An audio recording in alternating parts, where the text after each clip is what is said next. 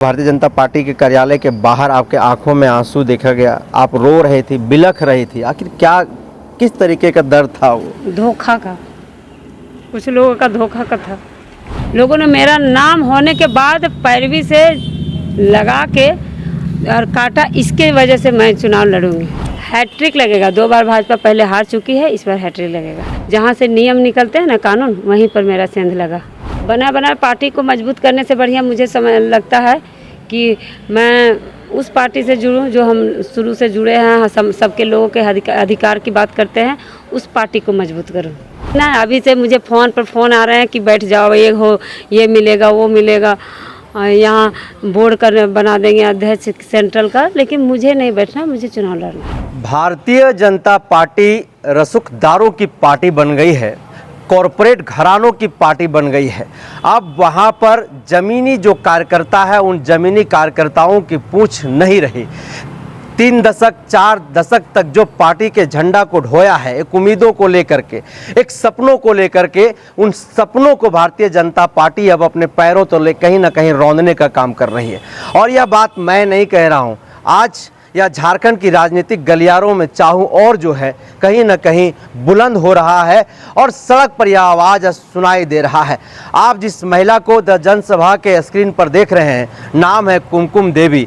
कुमकुम देवी बरकट्ठा विधानसभा से आती हैं और इस बार जो पंचायती राज का चुनाव हुआ था उसमें जिला परिषद चुनाव लड़ी थी और झारखंड में सबसे ज़्यादा मतों से जीत करके एक रिकॉर्ड जो है इन्होंने कायम किया था। पिछले दिनों टिकट के दौड़ में सबसे आगे चल रही थी, सबसे पहली पंक्ति में कुमकुम देवी का नाम जो है वह कहीं ना कहीं देखा जा रहा था और मीडिया के गलियारों में जो है चर्चा का विषय भी बना हुआ था। लेकिन जब नाम कट गया तो कुमकुम देवी जो है वह पार्टी से बगावत कर ले और मीडिया के सामने आकर के इन्होंने कई बात कही है। उन तमाम मुद्दों पर बातचीत करेंगे और आज इन्होंने लोक हित अधिकार पार्टी का दामन थामा है। मैडम, भारतीय जनता पार्टी की एक कर्मठ ईमानदार कार्यकर्ता रहे हैं आप और नाम के चर्चा में भी सबसे आगे आप चल रही थी। क्या जब नाम कटा आपको तो कब आपको पता चला कि आपका नाम कट गया है और कैसे कटा, क्या कुछ उस बीच हुआ? उन तमाम मुद्दों पर थोड़ा बात रखिएगा। मेरा नाम, जिसका नाम सेलेक्ट होता कहीं ना कहीं पता चल ही जाता। मुझे फ़ोटो मांगा गया था, आधार ये थी, ईमेल आईडी मांगा गया था और बोला गया था कि अभी शांत रहना, सब हो गया है। तो मुझे उम्मीद पूरा बढ़ गया, मैं अपने तैयारी में भी थी।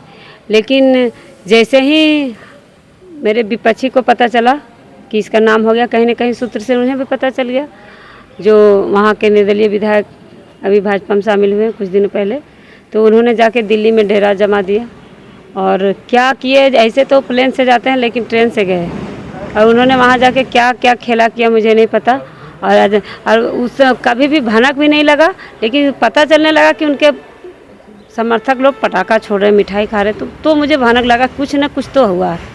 तो पता चला कि वहाँ जाके पैरवी करा के भूपेंद्र यादव से और मेरा नाम कटवा दिया। भारतीय जनता पार्टी की एक कर्मठ ईमानदार जमीनी कार्यकर्ता जो भारतीय जनता पार्टी की नीतियों को, सिद्धांतों को, विचारधारा को घर घर पहुंचाने का काम की, चाहे धूप हो, ठंड हो, बरसात हो, हर वक्त जो है आपने भारतीय जनता पार्टी के लिए आपने वक्त दिया, उनके नीति सिद्धांत को घर घर पहुंचाने का काम किया।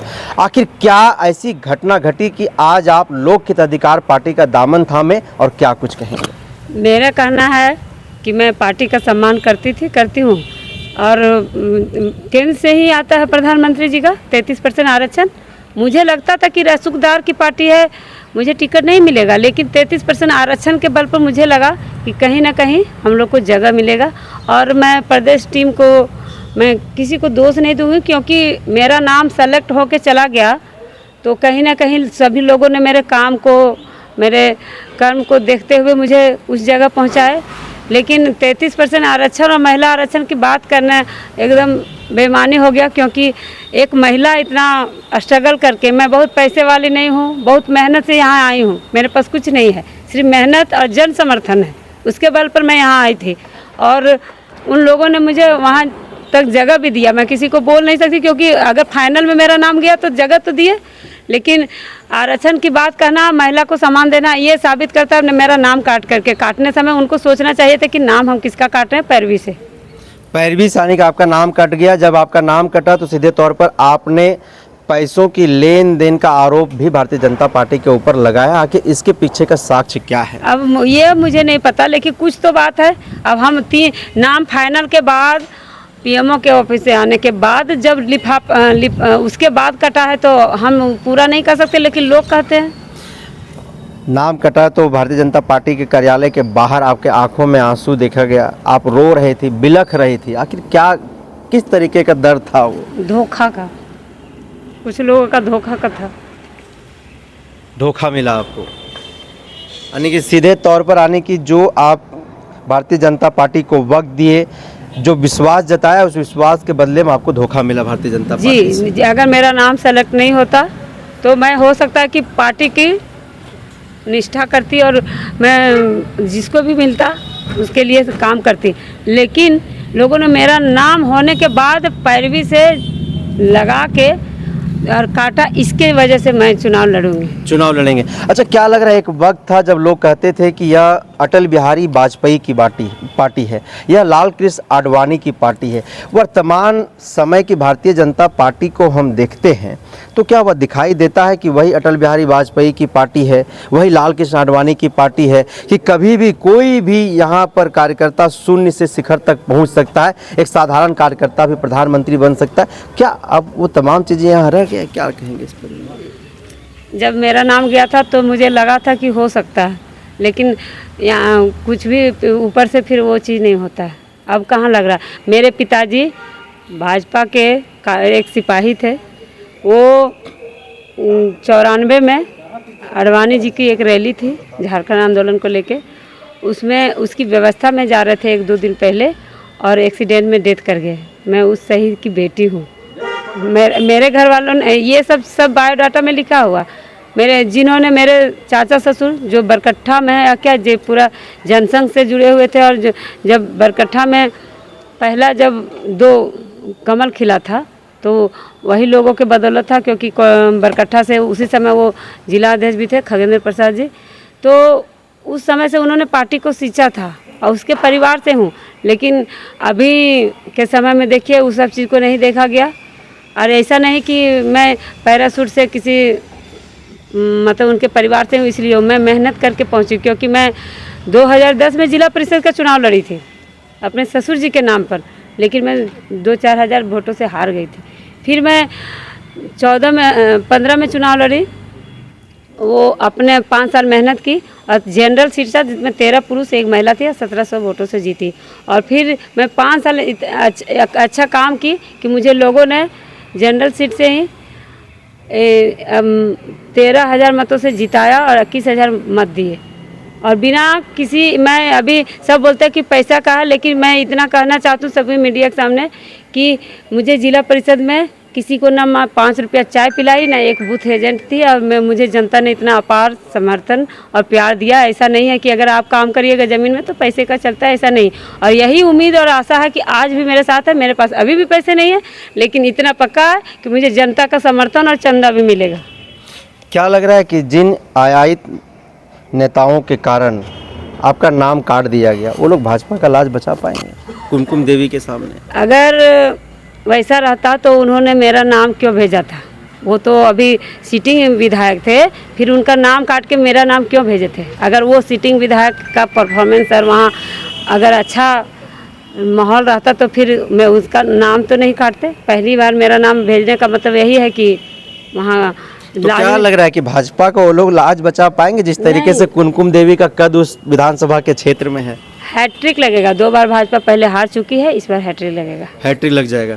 अच्छा, एक बात हमको ये बताइए कि लोग कहते हैं और भारतीय जनता पार्टी कहती है कि महिलाओं को सम्मान देने वाली यह पार्टी है, महिलाओं को हमेशा आगे बढ़ाने की बात करती है, और केंद्र में जो भारतीय जनता पार्टी है वो महिला वंदन अधिनियम बिल लेकर के आई थी, उसके तहत महिलाओं को आरक्षण देने की बात कही थी, लेकिन झारखंड में तो दिखाई नहीं दे रहा है। वही तो देखिए ना, मुझे इसी पर था भरोसा कि इतना काम करके इतना वोट लेके चाहे इतना मेरे जन समर्थन उसके आधार पर मुझे वो टिकट मिलना चाहिए, यही उम्मीद और आशा था।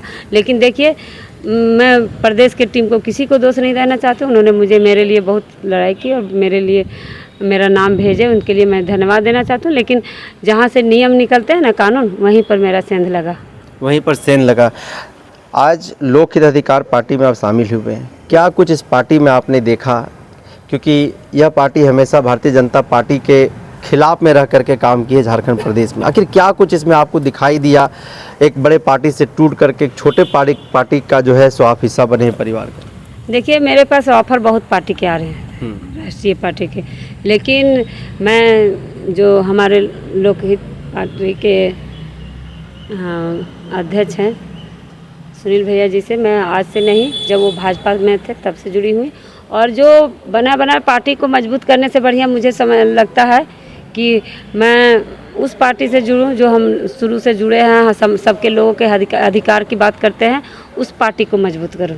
तो क्या लग रहा है कि पहली विधायक लोक हित अधिकार पार्टी की कुमकुम देवी होगी? जी, मतलब ये माना जाए जी। और उसमें ये जुड़ने का ये कारण और है, उस लोक अधिकार पार्टी से ये केदार जी हैं, जो पहले केदार साहब जी है, जो कि मैं जिला परिषद जब 15 में थी तो ये भी थे और हम लोग साथ में काम किए हैं। ये वहाँ के फाउंडर हैं पार्टी लोक अधिकार पार्टी के जी। और मुझे लगता है कि हम लोग दोनों मिल जाएंगे तो फतह दूर नहीं है। फतह दूर नहीं है। तो ऐसे में भी भारतीय जनता पार्टी को तो सचेत रहना पड़ेगा कुमकुम से। उससे उनका जाने, मुझे ना अभी से मुझे फ़ोन पर फ़ोन आ रहे हैं कि बैठ जाओ, ये हो, ये मिलेगा, वो मिलेगा, यहाँ बोर्ड कर बना देंगे अध्यक्ष सेंट्रल का। लेकिन मुझे नहीं बैठना, मुझे चुनाव लड़ना है। मुझे चुनाव लड़ना है। तो कुमकुम देवी ने सीधे तौर पर भारतीय जनता पार्टी से फाइनली बगावत कर ही ली और जैसा कि इन्होंने घोषणा किया था कि मैं चुनाव लड़ूंगी और अंतों चुनाव लड़ने जा रही है। लोक हित अधिकार पार्टी इन्हें बरकट्ठा विधानसभा से चुनाव लड़ाने की तैयारी कर ली है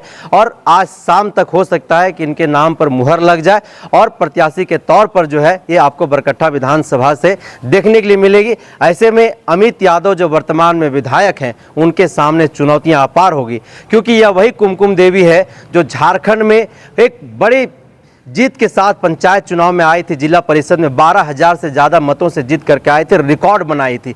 ऐसे में अमित यादव और उनके जो समर्थक हैं, कार्यकर्ता हैं और भारतीय जनता पार्टी हैं, उनके रणनीतिकारों को, उनके चाणक्यों को कुमकुम देवी को रोकने के लिए कोई ऐसा मापदंड तय करना होगा जिससे कुमकुम देवी के हुंकार को और इस शेरनी को वो लोग रोक सके।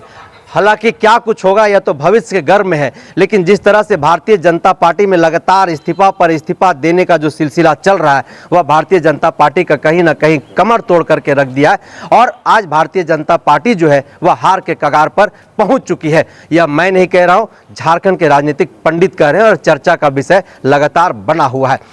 तो लगातार ऐसी खबरों के लिए आप बने रहिए द जनसभा के साथ और हमें दीजिए इजाज़त। जोहार।